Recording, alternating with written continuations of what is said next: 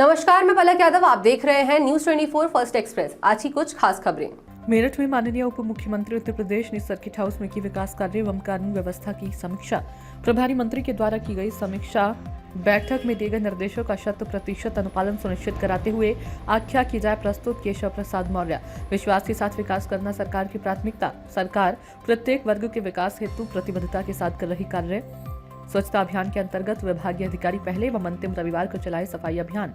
माननीय उप मुख्यमंत्री नगर एवं ग्रामीण क्षेत्रों में गरीब एवं लक्षित लाभार्थियों को सरकार की योजनाओं का दिलाया जाए लाभ। केशव प्रसाद मौर्य। मुरादाबाद में मिला है संबंधितता के आरोपियों से ऐसी मिलने गए थे और ये कहा कि भाई बड़ी तकलीफ हुई बहुत। देखिए, उनकी सबसे बड़ी तकलीफ ये है कि मुस्लिमों ने भारतीय जनता पार्टी का कमल क्यों खिला दिया, साइकिल को पंचर क्यों कर दिया, सैफई साइकिल क्यों रवाना कर दिया, परिवारवाद की राजनीति को चोट क्यों कर दिया। उनकी सबसे बड़ी पीड़ा सपाइयों की यही है।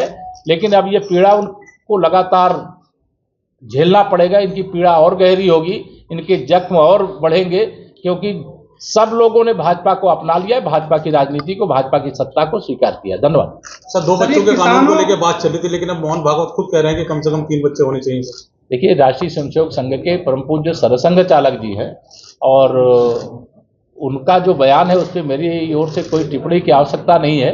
अभी न 2 बच्चों वाला कानून बना है। अभी पूज्य सरसंघ चालक जी ने जो आह्वान किया है उस पे समाज और देश जरूर विचार करेगा और उसके हिसाब से जो लोग उसका पालन करना हो करेंगे। कांग्रेसियों को लखनऊ में रोक दिया गया है। ये कांग्रेस सपा वाले नौटंकी कर रहे हैं। इनको कोई हमदर्दी मुसलमानों से नहीं है। सर, किसान आज दिल्ली की तरफ प्रस्थान कर रहा है। मैं किसानों का भारतीय जनता पार्टी की डबल इंजन सरकार सम्मान करती है और उनकी जो समस्या है उनका समाधान करती है। आगे भी करेंगे। और जहाँ तक किसानों का कूच है वह जो जहां पर वार्ता होगी वहां पर देखेंगे।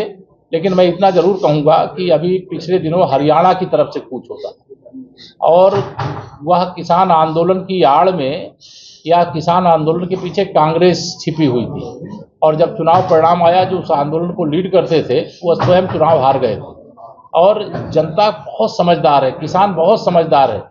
माननीय प्रधानमंत्री मोदी जी और आदरणीय योगी जी के नेतृत्व में वह भारतीय जनता पार्टी के साथ है और किसानों की जो समस्याएं होंगी उसको सुनेंगे भी, समाधान भी। इसके पीछे भी सर कोई सवाल है जो किसान गए हैं पश्चिम उत्तर प्रदेश में आप आए हैं, तो एक सवाल पहला ये है, उपचुनाव हुए, उपचुनाव में राकेश टिकैत से जब पूछा गया कि जीत हो गई है भारतीय जनता पार्टी की, तो उन्होंने कहा कि ईवीएम इन्हीं के पास की, यही लोग जीते।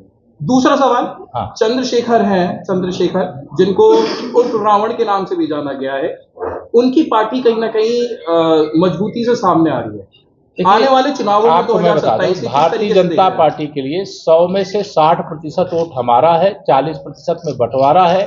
बंटवारे में भी हमारा है क्योंकि हमने सबका साथ सबका विकास किया है, हमें सबका वोट मिल रहा है और हमारा वोट लगातार बढ़ रहा है। इसलिए भविष्य में भी सुशासन का, विकास का, गरीब कल्याण का, महिला सशक्तिकरण का, युवाओं के उज्जवल भविष्य का और प्रदेश को $1 ट्रिलियन की भरोसे नहीं। जब हम 100 में 60 हमारा है बोल रहे हैं तो 40% में बंटवारा है, बंटवारे में भी हमारा है, तो हमको किसी की जरूरत कहाँ है। राकेश टिकैत के बयान पे क्या कहेंगे? हाँ, उनके बयान पे कोई टिप्पणी करने की आवश्यकता नहीं। धन्यवाद। खबरों का सिलसिला लगातार जारी है। मिलते हैं एक छोटे से ब्रेक के बाद। हर खबरों का अपडेट पाने के लिए बने रहिए न्यूज 24 फर्स्ट एक्सप्रेस के साथ।